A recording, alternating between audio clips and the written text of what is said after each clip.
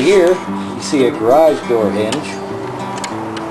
You notice the way that it's built, this comes up a little high, then I've actually got it set up on here. And I know that the pivot is right dead center, right there. When this is butted up where it's supposed to be, and you look at this prop, you can see that's basically out this way about out front about a 1/16 of an inch, and also back up about a 1/16 of an inch. That's exactly what I want. I can't have two things exist in the same space at the same time. But I can do this on this end of the bench, and way down here on this end of the bench.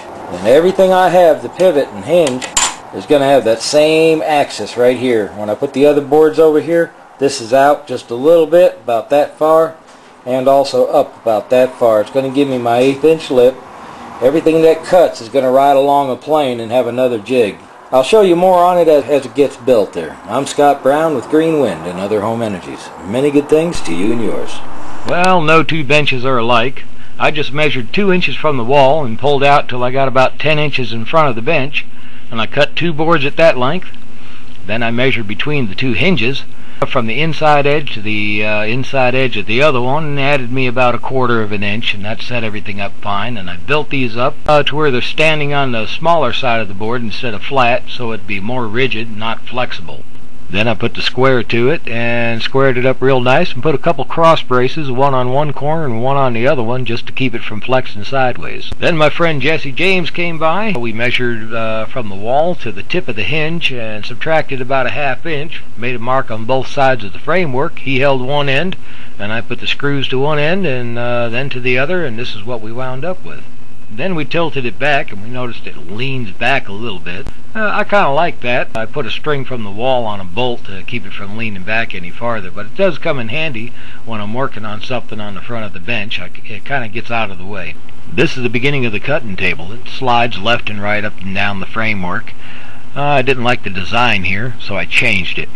There's the new design, and that slot right there, I did not have to measure for that. I just pulled the trigger, moved the skill saw back and forth, gave it a little twist in action to give it a little bit more room for the blade. I put one piece of T111 at the top and the bottom with 3 screws each, just so I could set it in and see what it looked like. Well, I decided I wanted it to roll back and forth, and I needed the table to raise up a little bit, so all this worked out pretty good.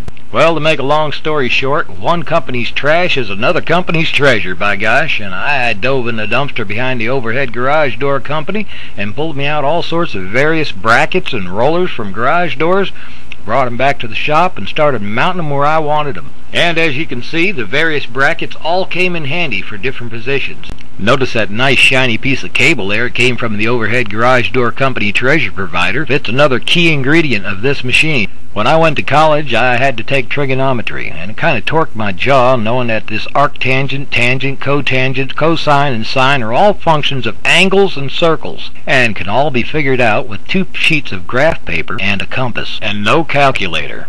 So I jumped up on the bench, measured up the wall right in line with the tip of the blade, and I drove a screw in, hung the cable, and connected it to the cutting table. I adjusted the cable to tilt the table at 3 degrees at the tip, and then when I rolled it to the right, the angle changed slowly and started changing more and more abrupt as it got towards the root. And when I got to the root of the blade, it was 22.5 degrees. I call that perfection. This will allow me to crank out consistently perfect 4.5 to 5 foot blades. And when I make a bigger prop, I will have to make a plywood jig for the table to roll on. But that's no problem. It sure beats 3.5 hours to carve a prop. Anyway, I still have to hand carve the curve on the back side of the prop, but that doesn't take very long, and I still think that's kind of fun. Look at all that sawdust on the bench and on the floor. That's 1.5 props worth. I'm going to have a lot of sawdust. Well, I got a half a big trash bag full of sawdust and little wood chips, and wondering what to do with it. As a matter of fact, the best suggestion down in the comments for the next 5 or 6 days, I'll carve you a 4 foot 9 inch 2-bladed prop. You have to sand it, you have to paint it, you have to pay shipping. But the best comment gets the prop.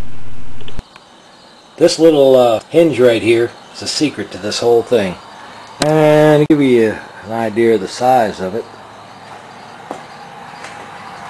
there we go. This is a table that the skill saw sets into, and right there, these are all garage door parts. Every one of them.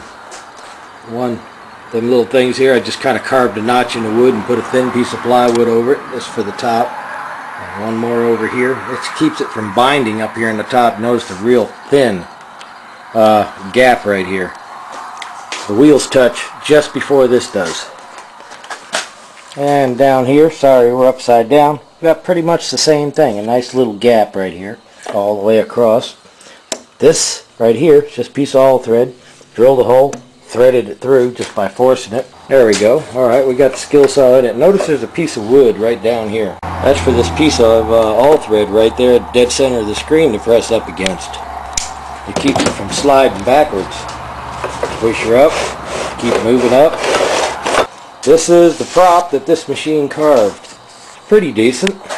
Just have to get it some more light here. There's the hub. And notice the nice twist. Pretty decent. The only problem, there's still a few adjustments to go. Right here, this is pretty much square. Don't see 3 degrees. 3 degrees is such a shy angle, but that's not it. The other end, yep, it looks like a board. Okay, so we got to change it just a little bit. This edge is more than an 1/8 inch thick. So things are basically just lower the blade, just a touch more. I get all this stuff finished up, and you can see how that runs across there real nice. I got the same thing on this one, nice thick. So it does both sides exact. The only difference I noticed so far is right here. It's a little bit thicker than this one, so it's a little off balance so far. And the way I was putting the prop down here, there's a bolt. If you notice, that bolt was in there, and that was the end of the prop. When it's done carving, cut it off. And it holds it, make sure that it doesn't move. Here's slide the table over here. Fixing to show you it's not in action cutting because it is kind of late. See this piece of cable right here runs way up there. Comes down, and it's tied to right there. This goes down to the 3 degrees. If I shorten this cable just a little bit, it'll give me my 3 degrees. We got another problem over here. Right here, it didn't go to the full root. If you can see that, maybe I'll put it on the other side. There you go, right there. Okay, and the same thing on this one, right here. Well, that's okay. When I shorten this cable over here, that'll give me my 3 degrees, and it'll also bring this up the rest of the way. Not too bad. I don't have to shorten where I've got it up there, but I do got to shorten it right here in front of this one, which brings this back just a little bit. That's all it needs for adjustment. Anyway, I like the way it does. You can see it ride like this, and it comes up. And this has really got a nice curve. It's basically doing math without the math and getting the right. I like it. Pretty decent. This one's going to Jim Clugston. He's totally off the grid. He hadn't had much luck with wind turbines. I think it's the blades he's using, so we're going to give it a try. Anyway, I want you to look right here. Right here, all I got to do to adjust this, all I have to do to adjust this is pull this after I loosen that bolt right there and pull some of it through. Pull this back just a little bit and put one more screw on this side or this side. Looks like you're wanting to bend this way, so I'll put one on the top. That'll shorten it up and give me my angles. Let's take a look at the prop. Let's get a good view of it. That was all cut side action. I'll show you this thing in action once I get it down a little better, but it takes a little bit for right now. I figure in a half hour I actually did all this. Other than tweaking and getting the machine ready, just the actual work of the machine, right about a half hour. I like that. It's a whole lot faster than 3.5 hours or 2 hours or whatever. Some people like to start their prop early in the project and get working on it so they can have a good one when they're done. Well, This is all perfection. I've got to show you these. You look down there. So anyway, that's not bad. It's not bad at all. It's pretty smooth too. That's cut with the skill saw. Okay, anyway, basically this slides back and forth like this. I get this up to where I want it. It was just starting to get into the wood, and I adjust this rod here.